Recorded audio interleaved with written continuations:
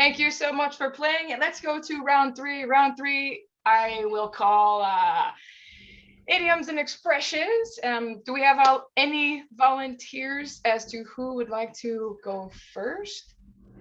Mike, would you like to go first? Sure. Okay. Absolutely.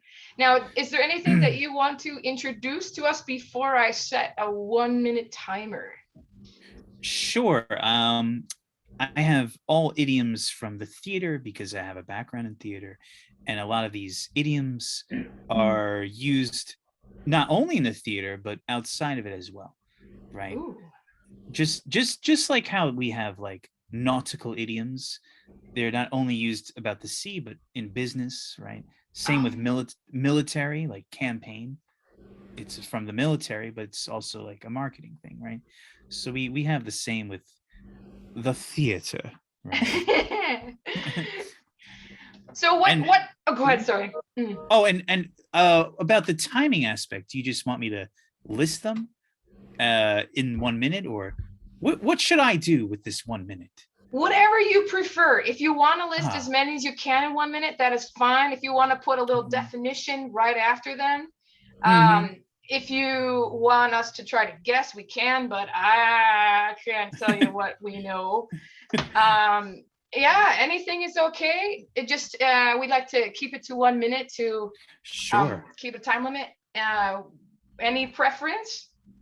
I'll just say the idiom and the definition and give an example. Cool. It's fine with me. Are you ready for the timer? Sure. And begin. Sure. The first one is to wear many hats. It comes from the theater. Like sometimes one person wears different hats because they do different parts. And we use that for someone who has to do multiple things or multiple jobs. Like we are teachers, but sometimes we have to wear many hats, be a mom, be a dad, be a maid, right? So many things. Or sometimes you're at a job and you let's say you're a waiter, but sometimes you have to be a host or a hostess, or a janitor, so, or a barista or a bartender. So you could say that about someone at a job who has to do multiple things, right? The next one is clean up your act, right? It's like get your life together, bro. It's like if you clean up your act in the theater, you make it better. You make the story better. But if it's about life, you make your life better. Like, oh my God, that was so fast. So you heard that? Yeah, I heard that. That was great. Excellent. We got 2 in. Was there anything you wanted to add to the end of that definition or example? Oh, yeah. It's like if you need to clean up your act, it's usually like if you did something or were doing something not good for yourself, like eating fast food or just being irresponsible. Clean up your act, make your bed, talk to your family, things like that.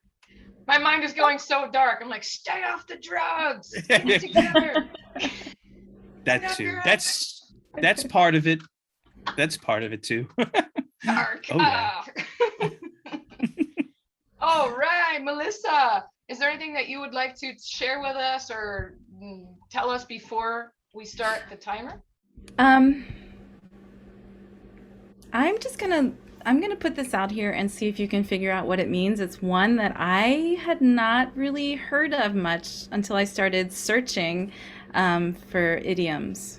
Wow. So Okay. it's a new one. So you do have the definition in case we don't know what to say.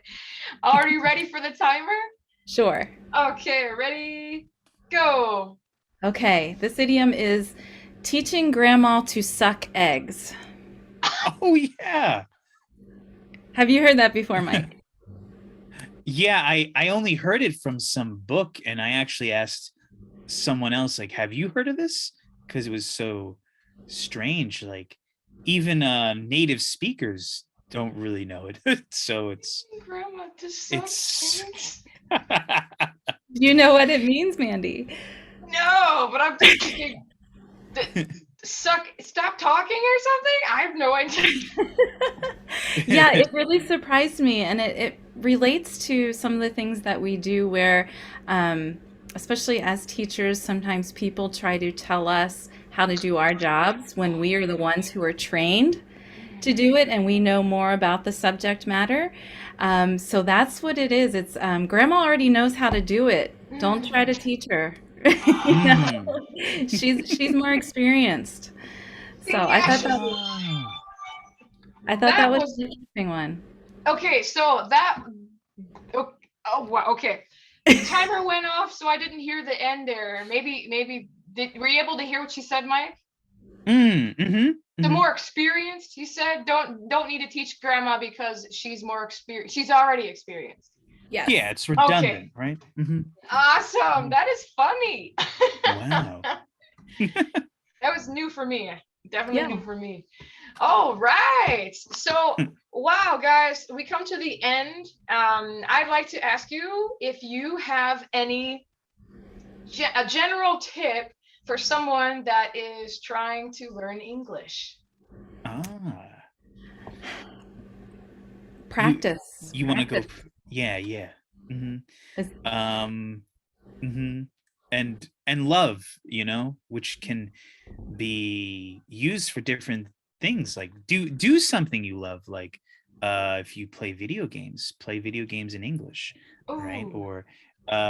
Or like if you love if you love film, watch a film in English. Or if you love I mean, I'm not saying go date someone because of this, but But you maybe can. like, but you can, that's how some people learn too. So Yeah, that's true. And I think so yeah. the other thing for me is just to take risk. Oh. Like just put yourself out there. I know in learning Spanish, it was you just have to take the chance and you're going to make mistakes and that's okay. The effort that you put forth is going to get you tremendous gains. So that little mistake that you make is nothing. It's so worth it. And you learn from those mistakes. Yeah, that's awesome. Thank you. Very motivational. It makes me feel good. I have all these fuzzy good feelings inside, good vibes. So now after that, yes, there's a heart. I love hearts. So at the end, really quickly, viewers, where do you think that they are from? Country and possibly city. Country, city. We're going to start with Melissa. Mike, any idea which country or city that she is from? Where's she from?